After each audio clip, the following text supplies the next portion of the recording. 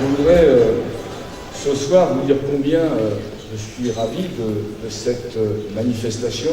Il y a un enjeu d'ici à dimanche à convaincre autour de soi, parce que nous avons construit un outil qui est le Front de gauche, et que cet outil est un outil précieux, qu'il n'y a pas de plan B, qu'il a besoin sans doute de se redynamiser, de trouver des formes nouvelles pour répondre à la situation particulière qui est que nous avons un gouvernement qui mène une politique de droite, et que c'est à nous qu'incombe la responsabilité de rassembler plus largement pour constituer demain une force politique à vocation majoritaire.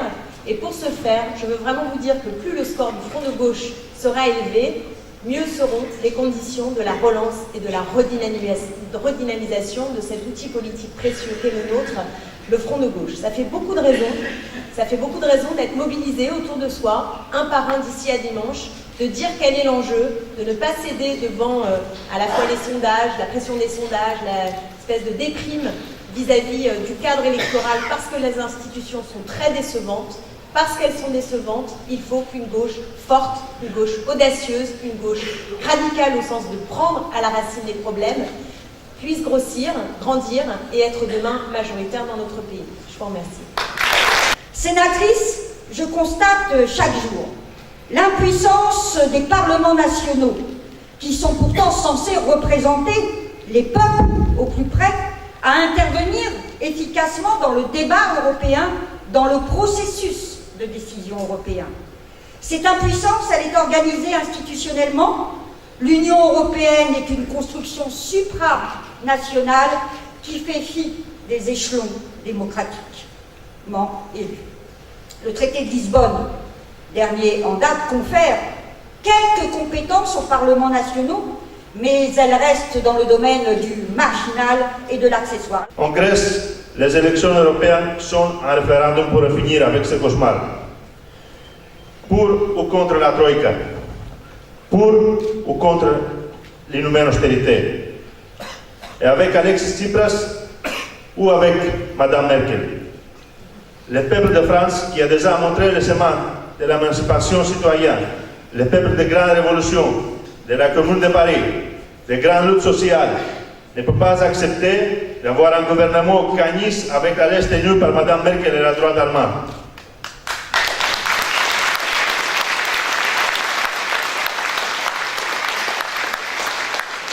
Parce que si la gouvernance de François Hollande est différente, s'il était vraiment socialiste, toute l'Europe aujourd'hui sera différente.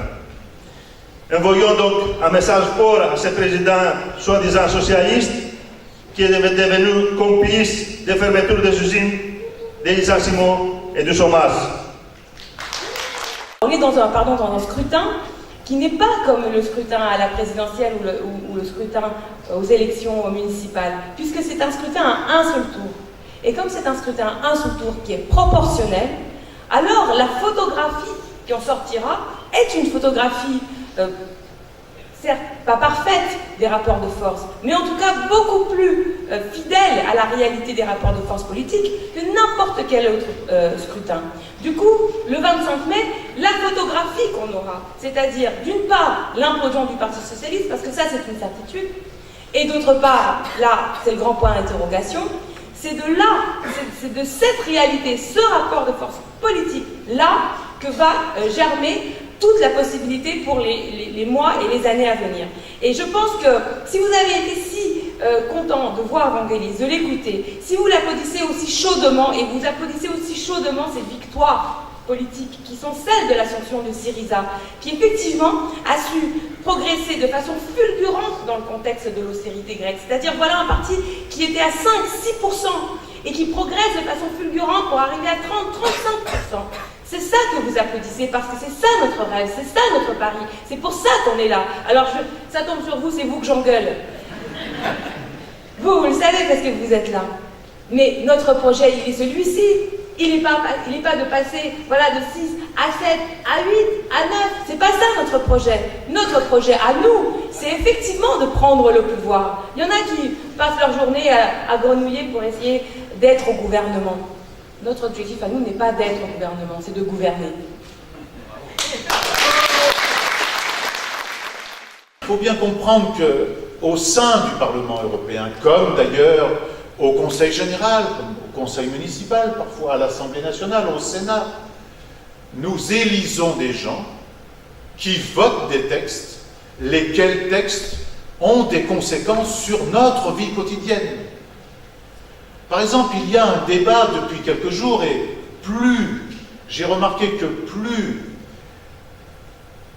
la journée du vote s'approche, plus subitement le Premier ministre, qui nous a dit que les caisses étaient vides, il dit désormais, mais je vais faire de l'annulation d'impôts sur le revenu à un certain nombre de gens. Il a commencé petit, il monte chaque jour. J'espère que d'ici dimanche, il faut profiter, parce que si on peut encore en exonérer, il faut le faire, parce que effectivement c'est une bonne décision pour ceux et ceux qui seront exonérés. Mais ce qu'il faut bien comprendre, c'est que ceci s'inscrit dans un cadre autre, qui est une orientation du Conseil européen, qui dit en vérité que la progressivité de l'impôt, des impôts sur le revenu dans chacun des pays, ce système-là devra être détruit peu à peu pour favoriser ce qu'ils appellent dans leur langage l'impôt de consommation. L'impôt de consommation qui a augmenté le 1er janvier, puisque nous avons fait une manifestation contre lui au mois de décembre, l'ensemble du Front de gauche, dans un grand mouvement, dans une grande marche dans Paris. Ça porte ce nom de TVA et de taxe intérieure sur les produits pétroliers. Demandez, la mécanique, elle consiste en permanence à détruire ce qui est une construction depuis la Révolution française, selon laquelle chacun contribue au bien commun selon ses possibilités contributives, donc à détruire la progressivité de l'impôt sur le revenu, à abaisser pour aller vers une destruction, s'ils le peuvent, de l'impôt sur les sociétés, de tout impôt sur le capital. Il y a eu toute une discussion ces derniers temps sur la possibilité de mettre une taxe sur les transactions financières, mais la montagne a accouché d'une très petite souris, puisque au fond du fond, il n'y a plus grand-chose, c'est 0,001, il faut voir ça avec le microscope, et ça ne rapportera pas grand-chose. Parce que leur orientation consiste justement à détruire cela, mais à faire payer le maximum de gens. Alors autant la décision de revenir sur, d'ailleurs, qui était une mise en œuvre du gouvernement Fillon, aujourd'hui, exclure un certain nombre de gens de l'impôt sur le revenu est une bonne décision, mais nous continuerons à être taxés lourdement tous les jours, quels que soient nos revenus, via la TVA. Et ceci est une conséquence d'orientation européenne, de décision européenne, qui est inclus dans ce qu'a dit Raquel tout à l'heure, je crois, ou toi, Eliane, dans ces règlements qu'on appelle de ces mots de two-pack et de six-pack. Donc, dimanche, ce dont il s'agit, il faut le dire autour de soi, selon qu'on aille voter ou qu'on n'aille pas voter, quand on souffre aujourd'hui des politiques qui sont mises en œuvre, ne pas aller voter, c'est exactement leur donner un blanc-seing. C'est exactement donner la possibilité aux puissants qui ne demandent que cela, que nous, dans nos villes populaires, dans nos quartiers populaires, les ouvriers, les salariés, les employés, les retraités, les assurés sociaux, nous n'ayons pas dire notre mot en élisant des parlementaires dont on est sûr qu'ils seront chaque jour à nos côtés. Mais il y a d'autres décisions, il y a d'autres batailles qui, elles, parce que nous les avons menées, parce qu'il y avait un groupe de la gauche unitaire européenne et un front de gauche au Parlement européen, a permis de repousser un certain nombre de décisions. Par exemple, aujourd'hui, ça ne tient que sur un fil, mais nous ne mangeons pas d'organismes génétiquement modifiés parce que le Parlement européen, à notre initiative et à l'initiative d'autres, bien évidemment, s'y oppose.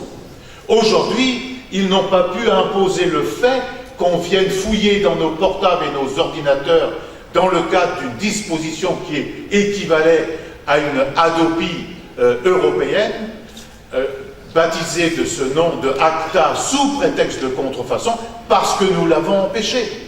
Aujourd'hui, il y a des gens qui, on ne peut pas s'en satisfaire bien évidemment, mais qui ont accès quand même, via le Secours populaire, via les banques alimentaires, via les restos du cœur ou du Secours catholique, ont la possibilité d'accéder aux fonds européens d'aide alimentaire aux plus démunis, parce que nous avons mené une bataille acharnée sur ce sujet, alors qu'il avait été supprimé par la droite de Sarkozy et de Merkel.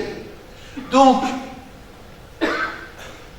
nous avons une utilité au Parlement